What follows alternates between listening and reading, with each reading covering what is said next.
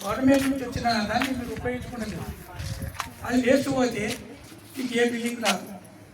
గ్రామ పంచాయతీ లేకుంటే, మహిళా సంఘం భవనం లేకుంటే మీరు బాగా ఆలోచన చేయండి. మీరు తిరగబడితే ఎవ్వరు రాదు. మీరు తిరగబడదు. ఆడవాళ్ళు ఉంటేనే రాజ్యాలు కూడా ఇదైపోతాయి. మీరు తిరగబడాలి. కానీ తిరిపి మేము కష్టపడి అక్కడ పోయి ఇక్కడ పోయి వాళ్ళతో మాట్లాడి వీళ్ళతో మాట్లాడి వాళ్ళు చేపలు పెట్టి చేపలు పెట్టి మా భార్య పిల్లలకు చేపలు వేసుకున్నాయన అని మళ్ళీ పోయి అక్కడ పోయి మళ్ళీ స్టార్ట్ చేసాం. మళ్ళీ మహిళలు వచ్చిండ్రు. మేము వచ్చినాం సార్. కొంతమంది అయితే ఇంట్లోనే ఉన్నారా, ఇంట్లోకి వెళ్ళలేదు. వాళ్ళకు అర్థమైతలేదమ్మా. వాళ్ళు వెళ్ళలేదు. ఎవరి కోసం అమ్మా? మన కొరకే కదా. నేనైతే అవును. సర్పంచ్ ఉన్నాడు కదా.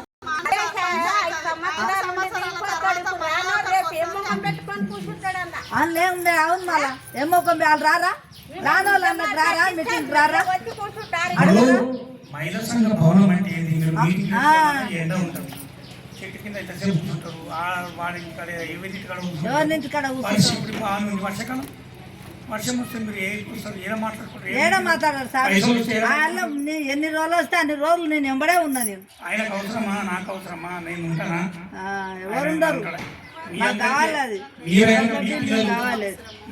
మీరైనా మీ పిల్లలతో ఇంకా పిల్లలు భవనం ఉంటే ఒక మంచి మీటింగ్ పెట్టుకోవచ్చు. ఏమైనా ప్రాబ్లం ఉంటే ఏమైనా చిన్న ఫంక్షన్ కూడా చేసుకోవచ్చు.